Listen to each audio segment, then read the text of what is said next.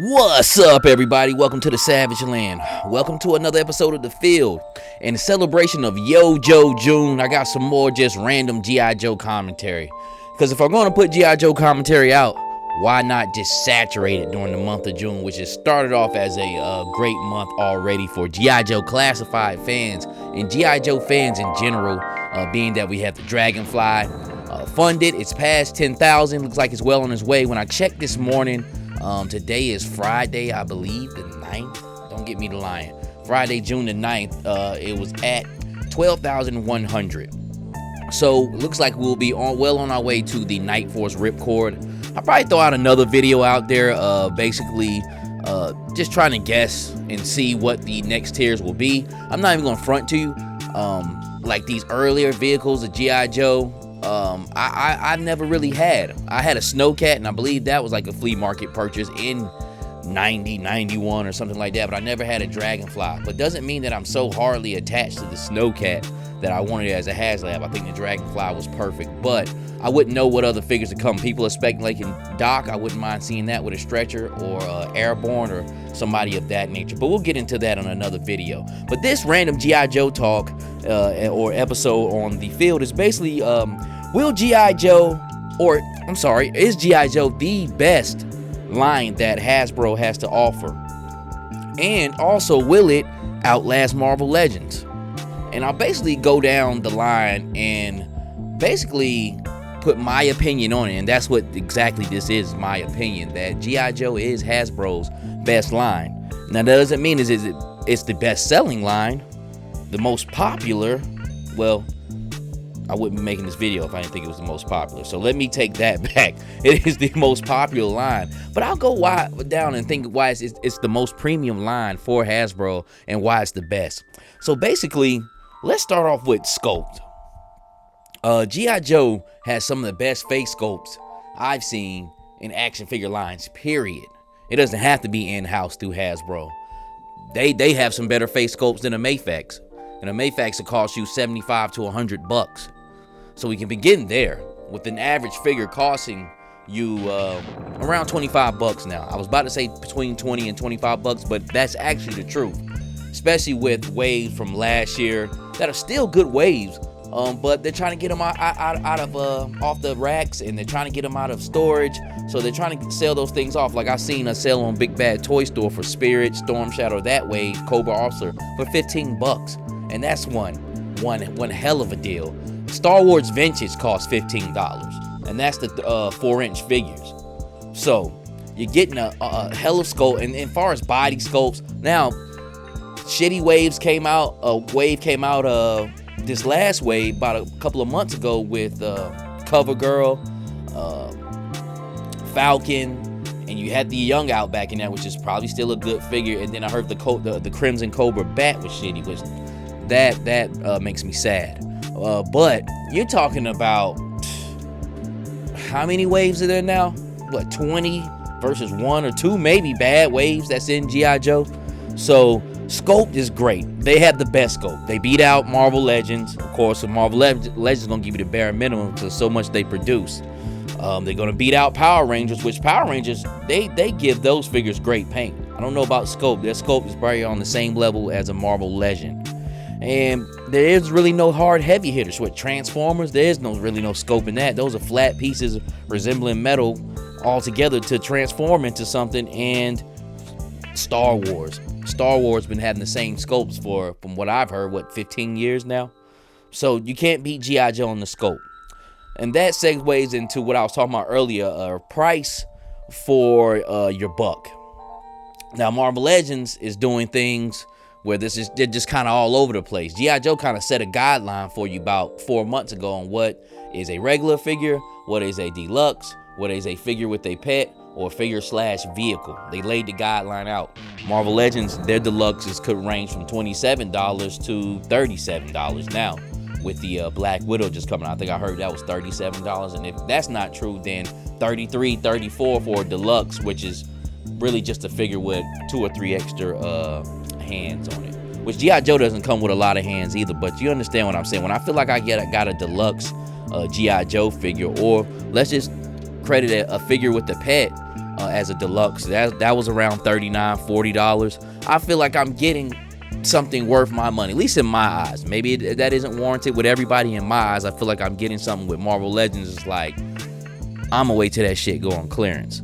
If it makes it there, if it don't, I don't give a shit. You know, it's to that point to where with me, and of course I have a biased opinion to a certain degree. I'm a diehard GI Joe fan. I'm gonna try to go get that because I feel like it's worth it, and it doesn't feel like it's something I have to wait on. Also, GI Joe versus Marvel Legends. I think GI Joe has a more concentrated fan base.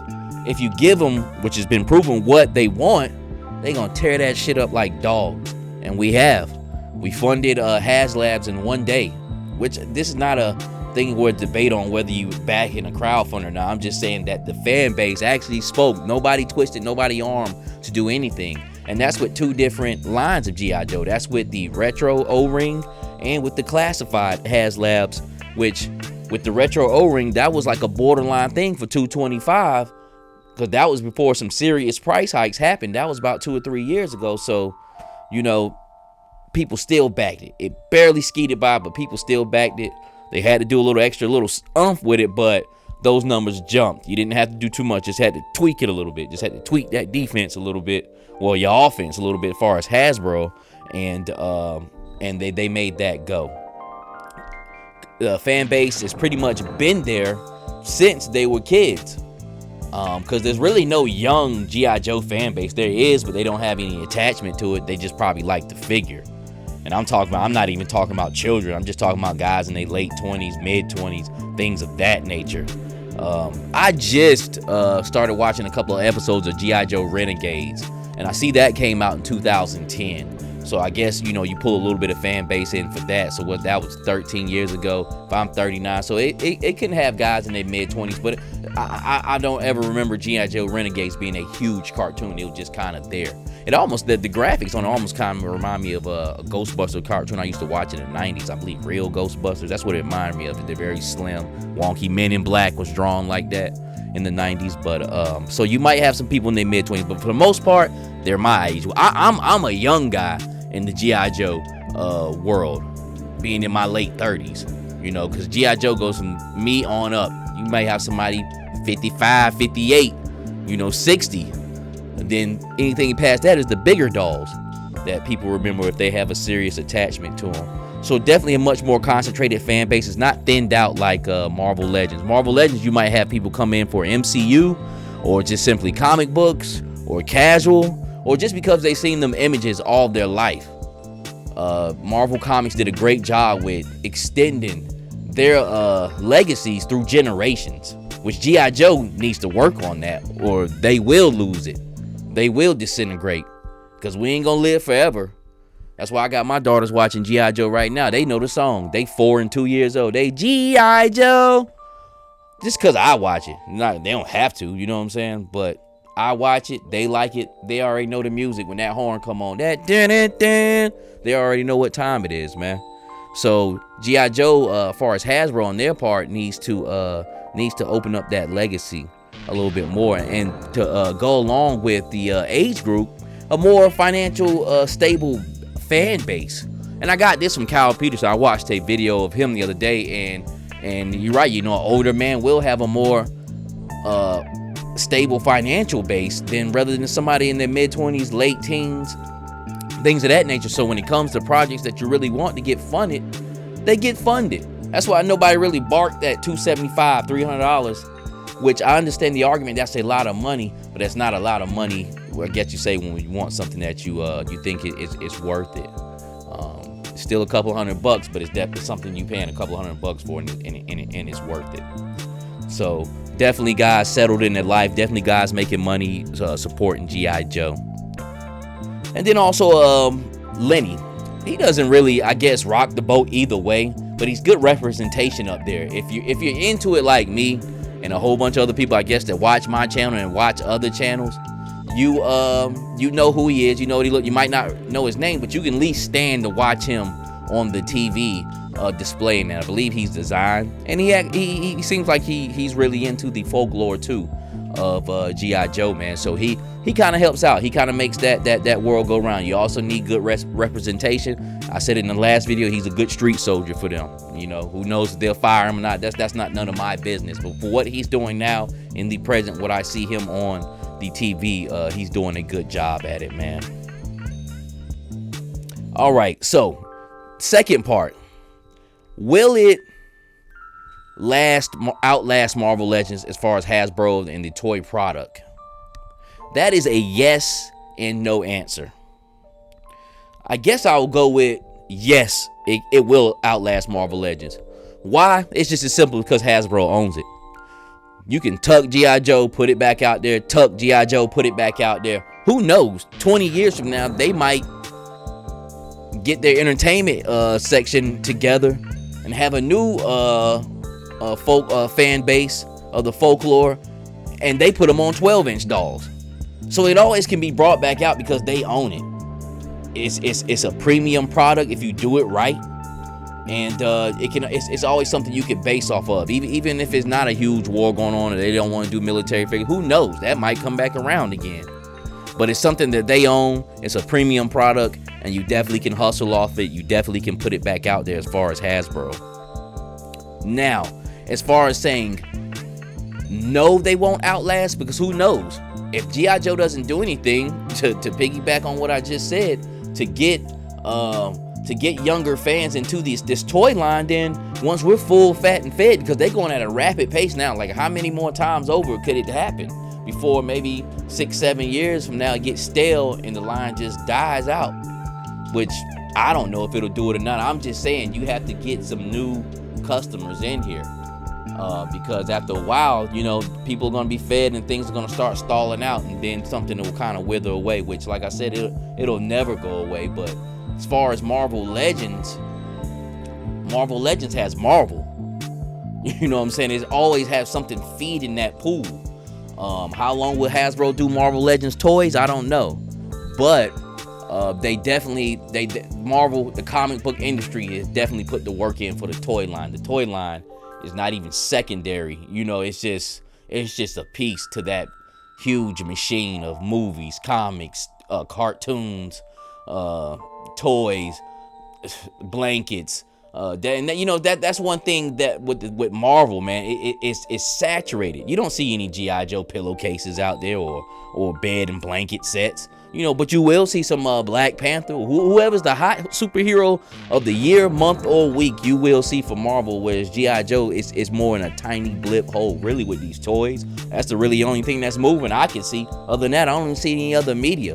They try to do these movies and they suck. So, they definitely have to do something like that. So, like I said, Marvel Legends can and cannot outlast G.I. Joe. Really, at the end of the day, they're both premium properties that really could go either way. Their ball is really in Hasbro's hand, however way they want to take it. And just to kind of piggyback on the last thing I said, as far as G.I. Joe, and we'll cap this little talk off with this. They need to take some different points of views and stop with this shit from the 1990s where you just throw some shit up on a screen and you think that's gonna work.